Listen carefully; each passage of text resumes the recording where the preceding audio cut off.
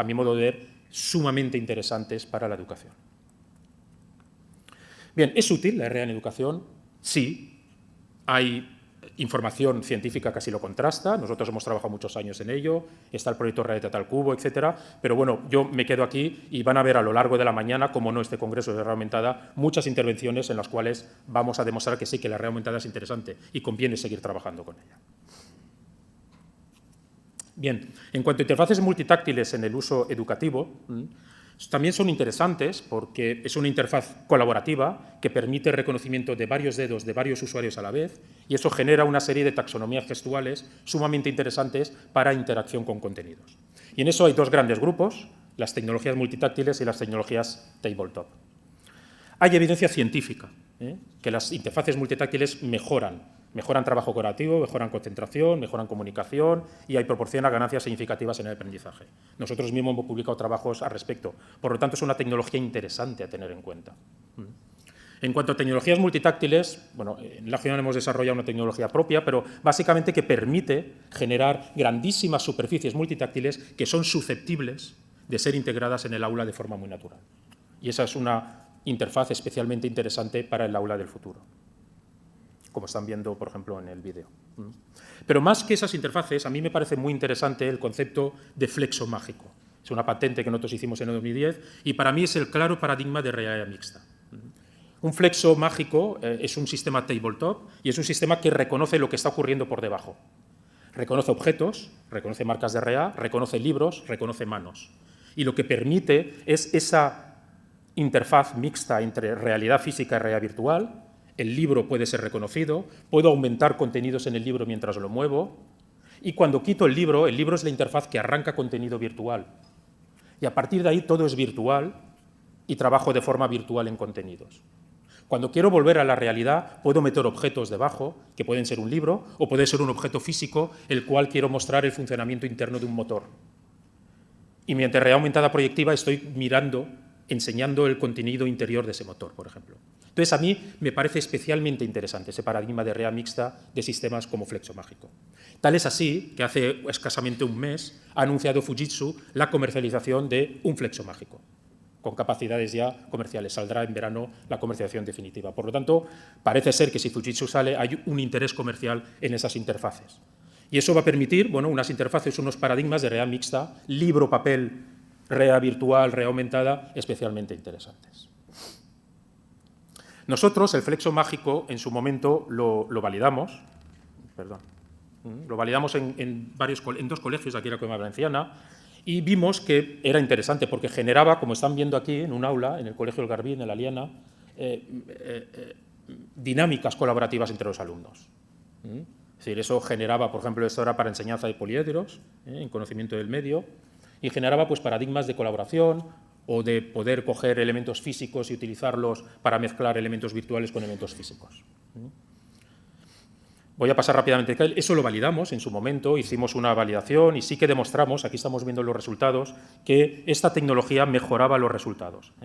Esto es, si la tecnología no mejorara nada, me quedo como estoy, pero como ven, todos los resultados están por encima de los 45 grados, viendo que sí, que esa tecnología mejora los procesos de aprendizaje cuando se implementa bien en el aula.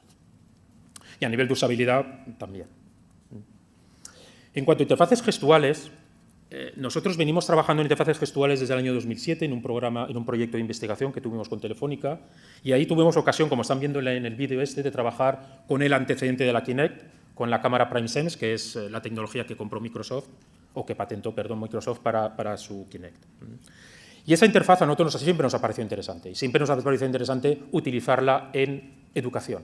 Y utilizarla en educación porque esas interfaces gestuales pueden generar unos interfaces de comunicación virtual sumamente naturales, en los cuales simplemente el sistema reconoce gestos y esos gestos naturales yo los convierto, los meto en el entorno virtual para generar una serie de interacciones interesantes en el alumno. Bien, esta idea no es de todo nueva. Es más, hay un proyecto en Estados Unidos, el proyecto Small Lab, el cual tiene incluso productos comerciales que permiten este tipo de interacción que están viendo en el vídeo. Y eso es el concepto de Embodied Learning, es decir, mi cuerpo es la interfaz. En este caso, no es una interfaz puramente gestual, sino que es una interfaz por sistemas de infrarrojos, típica de sistemas de red virtual, pero sí que genera ese tipo de colaboración en el cual, por ejemplo, en esta aplicación están enseñando leyes de la física, ¿no? Lo que es la velocidad. Pues bueno, mi cuerpo es el objeto y mi cuerpo traquea la velocidad y eso genera la gráfica, espacio-tiempo, con conceptos de velocidad, etc. Y como estas unidades, hay otras unidades dedicadas a física, a química, magnetismo, etcétera, etcétera. Y eso, hay evidencia científica que esos paradigmas de embodied learning facilitan notablemente los procesos de aprendizaje, en algunos de ellos complejos, tales como pueden ser entidades más abstractas como en matemáticas o en física. Por lo tanto, es interesante investigar las interfaces gestuales y cómo meterlas en el aula de forma cómoda y barata e integrativa. Bien, yo, aparte de las interfaces gestuales en nuestro proyecto Classroom, viéndolas como sistemas de interacción del alumno con el contenido, tiene otra utilidad. Y para nosotros tiene la utilidad de el concepto que hablaba de Learning Analytics, es decir, de servir como sistema de tracking de actividad. Es decir, con esas interfaces gestuales podemos, bien que el alumno interaccione, o podemos, cambiando un poco el orden, ver qué está haciendo el alumno. Y con eso podemos generar sistemas que visionen a nivel cenital la actividad del alumno, que reconozcan esa actividad. Internamente en Lab Human estamos trabajando en varios proyectos de lo que llamamos HBT, Human Behavior Tracking, o Tracking del comportamiento humano, y en general, pues, por ejemplo, con cámaras de ultra bajo coste, estamos hablando de cámaras que tienen costes de 30 a 40 euros, podemos ya traquear comportamiento, es decir, sabemos ya traquear de una persona o de varias cuándo está sentado, cuándo está de pie, cuándo se está agachando, cuándo está mirando, cuándo no está mirando, etc.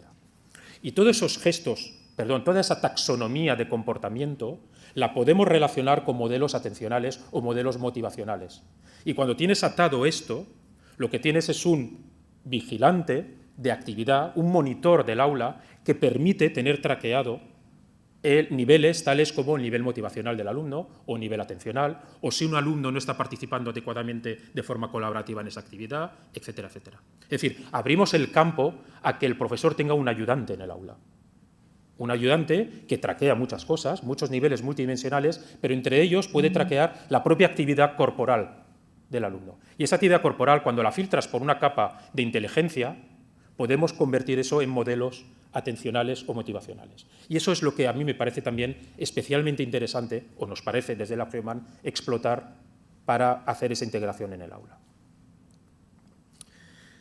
Y de hecho quería comentar al final de mi charla, ¿no?, de cómo integramos esto en el aula realmente.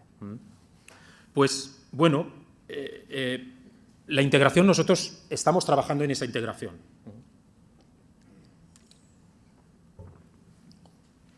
A lo largo de la mañana vamos a ver cómo hemos integrado la realidad aumentada en el aula. A lo largo de la mañana vamos a ver algunos proyectos de integración de sistemas multitáctiles en el aula, vía el flexo mágico, como han comentado.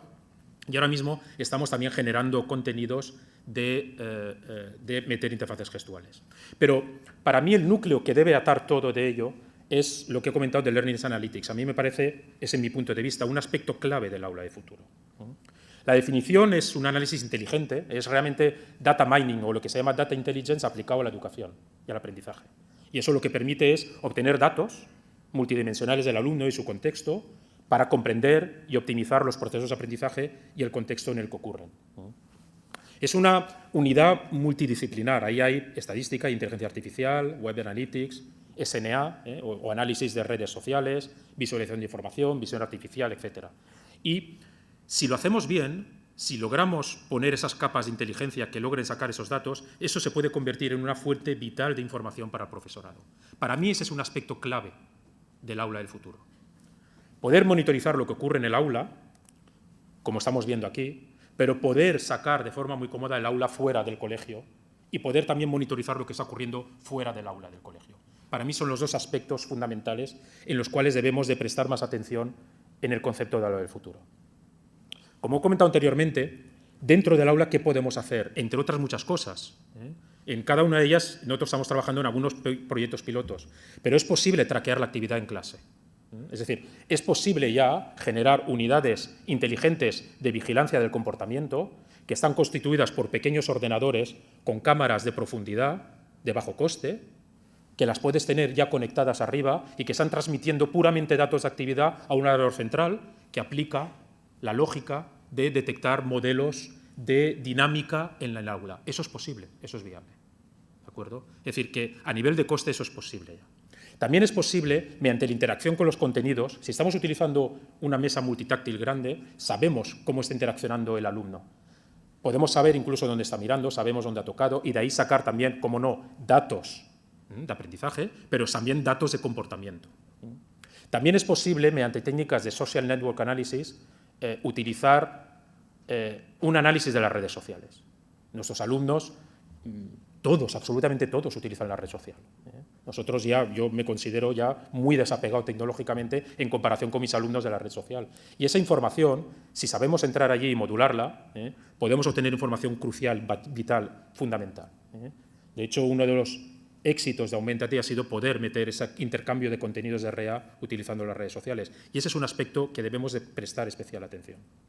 Y, cómo no, resultados docentes y también registros personales. Eso dentro del aula. Pero fuera del aula, las tecnologías de futuro, las que están emergiendo, ¿cuáles pueden ser? Bueno, pues nosotros, por ejemplo, eye tracking, que es una tecnología que permite, como sabéis, saber dónde está mirando. Y eso puede ser bien una interfaz de comunicación para personas con discapacidad o es una fuente de información. Y es más, es una fuente de información que se ha utilizado en muchos contextos, en contextos de interfaz de usuario, en contextos de marketing, etcétera, pero que nosotros hemos empezado a utilizar en contextos de educación. Y saber dónde estás mirando es una información vital. Y ya hay evidencia científica que podemos sacar modelos que correlan con factores de atención, de motivación, de memoria, etcétera, simplemente viendo mapas dinámicos de visualización del contenido del alumno. Claro, el problema es que hasta fecha esa tecnología era muy cara, pero ya están, afortunadamente, emergiendo tecnología de eye tracking de muy bajo coste. De hecho, lo que están viendo ahí es el sistema IS-20 de TOBI, en el cual ya están sacando sistemas de eye tracking embebidos, adaptables a cualquier ordenador y que continuamente están bajando los costes porque parece ser que hay un cierto interés por la industria del videojuego de integrar interfaces de eye tracking para el videojuego. Cuando eso ocurre en mass market y, por lo tanto, bajarán notablemente de coste los sistemas de eye tracking, como ha ocurrido con las interfaces gestuales cuando Kinect, Microsoft, se metió en el mundo de las interfaces gestuales. Y ese es un aspecto especialmente interesante. Otro aspecto interesante es que con la interacción de los contenidos en el aula del futuro podemos obtener información. Si el alumno en su casa tiene un miniflexo, como el de Fujitsu o cualquier otro, es posible que nosotros sepamos dónde está mirando, qué está haciendo, sepamos evidentemente el examen que está haciendo, el contenido, pero no solo eso, sepamos la interacción del alumno con ese contenido y eso produce una información muy relevante. Otra área de interés, que a mí nos parece especialmente de interés, es saber el estado psicoemocional del alumno, que a la postre deriva también en estados motivacionales, etc. Y en esa hay una línea de investigación de utilizar juegos serios para conocer el estado psicológico. Nosotros tenemos un proyecto, el proyecto Game Team, en el cual estamos viendo cómo utilizar serious games para hacer regulación emocional en adolescentes. Y el juego lo utilizamos tanto para intentar conseguir que nuestros adolescentes se regulen emocionalmente mejor, y eso es una antesala a evitar luego cuadros de violencia escolar, etcétera, pero también para obtener datos. Y con la simple interacción en un juego, bueno, con la interacción de nuestro alumno en un juego, somos capaces de sacar rasgos de personalidad, no al 100%. Pero ya estamos obteniendo información muy, muy interesante, solamente a nivel de la interacción. Por lo tanto, para mí, en el aula del futuro, esa es otra fuente vital de información en un futuro. Poder poner esos contenidos y con eso saber no solo el estado curricular de mi alumno, sino saber su estado multidimensional, psicoemocional, que es algo relevante. Estamos empezando a utilizar actividad cerebral en el proyecto Game Team. Estamos utilizando EEG de bajo coste, no invasivo. En este caso estamos utilizando el casco Enovio. Y, bueno, es una línea de investigación en la cual está muchísimo por hacer, pero es posible ya, a base de actividad cortical cerebral, obtener correlatos con determinados niveles de aprendizaje, etc. Para mí esa es una línea de investigación que acaba de empezar. Nosotros hemos hecho tímidamente una incursión ahí en sector educativo, pero, bueno, no es descabellado pensar que en un futuro pueden haber sistemas de EEG no obstrusivos que conecten wireless con el smartphone del futuro, que el smartphone del futuro será un sistema que tendrá 50 núcleos de procesamiento y permitirá eye tracking y permitirá un procesamiento de mis ondas cerebrales. Y ese procesamiento de mis ondas cerebrales me dará un átomo más de información.